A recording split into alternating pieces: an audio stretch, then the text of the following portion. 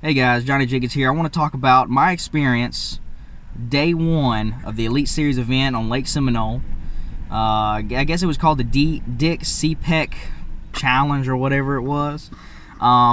It was just an awesome experience in whole, but I want to talk about day one. Day one, Marshal event, first day I'd ever been a Marshal, and you know, the Marshal experience is great. Day one I was paired with BJ Hasiotes, something like that. He's a guy from the north. Really good guy. Really, he was a northern guy. He was funny because he was really intense.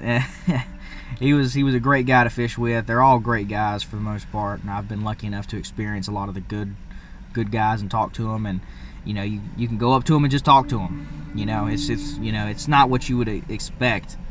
At least what I would possibly expect, because, you know, the thing about it is sometimes local guys, they're dicks. They're dicks when it comes to talking to them about information and asking questions and whatnot. You know, because they're upset that they're not doing it for a living and whatnot. And they're afraid they're going to give away their secrets or whatever. You know, that's kind of what I experience around home. Some real buttholes. But these guys are just real fantastic. And really, I just want to kind of go through how the experience was with Marshal a little bit, and how my day went, and what I picked up, things I learned. Day 1 and 2, I did not learn a whole lot. It was not a humbling experience. Well, you know, it actually was in a way, because the way that they fished, they're northern guys, so they fished differently than I would have, but it made me feel good about what I would have done in the tournament and in practice. It made me feel good to think, you know what, I think I could have beat these guys this week. Those two guys, I think I could have finished better than they did. I really believe it. And that's not to mention if I had better equipment than what I have. So, you know, that's a great feeling. It's relief, you know, a little bit. And, you know, it's great to see that these guys are going through their own learning curves. Even some of the better Elite Series guys, they have their things that they're not good at, their weaknesses, the things that they don't like doing, the things that they refuse to do as far as fishing goes, and things like that. And it's just, you know, it's an awesome experience to see. And that's one of the great things with the Marshals. You can see that. You can see that they still have questions. They have things that they don't know, especially some of the up-and-comer type guys. And let's see, start out the day, it was a cold front had come through. It was clear skies that morning and really windy. It was a really windy day, but the wind was variable. It switched around a lot of different directions. First things first, we went into some of these sloughs and into the back of a pond. And there's several ponds and stuff like that. Some of them submerged ponds and stuff. And a lot of them have really clear water on Seminole. And they stay clear. I'm talking, some of them I've heard you can see the bottom in 10 and even 20 foot depending on some. And the one that we went in, we went in there and you can see the bottom in 4 or 5 foot. And it was really different than a lot of the stuff I had been fishing all week. I had fished some more tannic colored backwater, darker colored backwater. They were relatively clear, but they weren't that clear. Not really backwater, just kind of ponds, and a lot of the sloughs up the Flint River is what I fished, and you know, and some main lake almost stuff too. So we went in there and there was submerged hydrilla. You could see the clumps of it, and I wish I could take a camera. That's another thing. I could not take my GoPro with me at all. Honestly, by rules, I'm not even allowed to use my phone except for emergencies or doing anything with BASS, sending them pictures and stuff like that. But I couldn't text or anything. Couldn't receive calls or any of that kind of stuff. But yeah, the first thing we went into an area and he had some fish that he had found on bed. He was wanting to get a quick limit, and that did not materialize. We had a cold front. It was pretty cold that night, down into the mid-30s probably. And there's Florida strain bass on Seminole. They don't like that. Not all of them moved off bed. There were fish that stayed. There were fish that backed off and then came back up in the afternoon. There were big ones caught sight fishing first day and throughout the tournament. But his fish just didn't hold up for that. He went around, and it was interesting seeing him go around and do it. He had power poles. He'd go around. He was looking for him. At first, he'd cast in the areas where he saw him, of course, and try and fish for him. And it was just awesome seeing the submerged clumps of hydrilla in such clear water. They hardly ever matted over. There were pads in the area and stuff like that. It was really awesome sight. They were spawning around a lot of the docks and stuff too. And you could just see empty beds, empty beds. Once the sun came up, he waited for the sun to go on this one area. He saw a lot of beds in practice. He had them all marked. And first things first, James Niggemeyer was fishing. James Niggemeyer was fishing in that area too.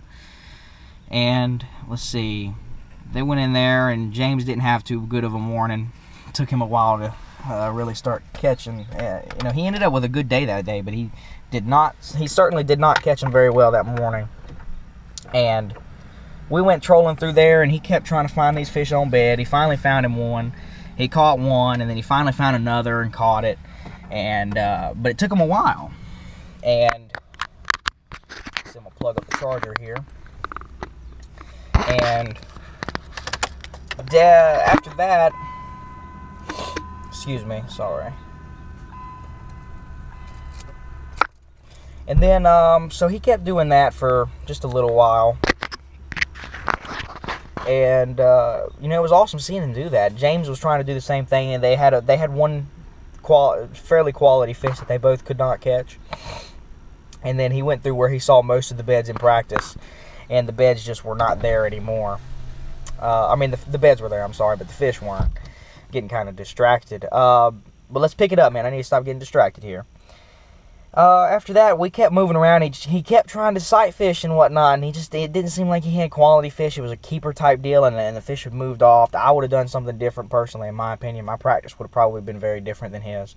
Almost definitely. Well, certainly. So, you know, he kept trying to flounder around and do that. He ended up catching a limit. No, he caught 4 fish. I think he had 3 or 4 fish that he caught sight fishing. I think it was 3 fish that he sight fished up, and I'm right there. He had me on the front deck for, oh yeah, that's cool. The first fish that he caught in the morning, he had me on the deck of the boat, and he said, "Come up here," and he was showing me, he was talking me through it and whatnot. It was a really cool experience, and you know, he actually set the hook and got the fish to bite while I was on the front deck of the boat. Just a keeper, you know. I think it was a 2-pounder or something, you know. But that was cool. And the third fish that he caught on bed, I was in the back of the boat just watching, and it was cool. I didn't see that fish actually bite, but you know, I saw the whole thing go down, and you know, he kept getting the fish to bite and whatnot. And then later on in the day, he was struggling to really get a good bite, and he was just kind of, he went in some of his areas that he had some big bites in practice, fishing the same stuff. He's just kind of almost junk fishing. And then he went around, he followed the wind, and I think he got onto a bit of a pattern for some post-spawn fish that were somewhat relating to, I think they were really relating to wind, and the area that he had some good bites that morning, and the second day he ended up catching a fish there. Also was this bank that had different kinds of grass. It had gator grass, it had pads, and the pads were real isolated, so you could fish through it real easy. And that's one thing that I had a hard time finding. A lot of areas where I found pads, they were real thick, and you know, there's fish around a lot of that kind of stuff, but I wanted to find something a little bit different, something easier to fish to. And you know, that's you know, the wind was blowing, and you know, he was able to get some active bites with a swim jig. It was really cool. That's really about it for that day. It was just a cool experience, good guy, good fun, and make sure you check out all my other videos. I'm gonna have links in here for probably day 2 and day 3 or something of me talking through what I did. And if you're checking this out, day 1, you know, day 1 and 2 were okay. Day 3, I was with Brett Height, so make sure you check out that video. I'm gonna be talking about that. Awesome experience, awesome day, and talk to you guys later. Be sure to like the video. I love seeing the likes. Bring some positive feedback. Have any questions, go ahead and drop them in the comments. And subscribe if you're new, for sure. I'll talk to you guys later. Bye.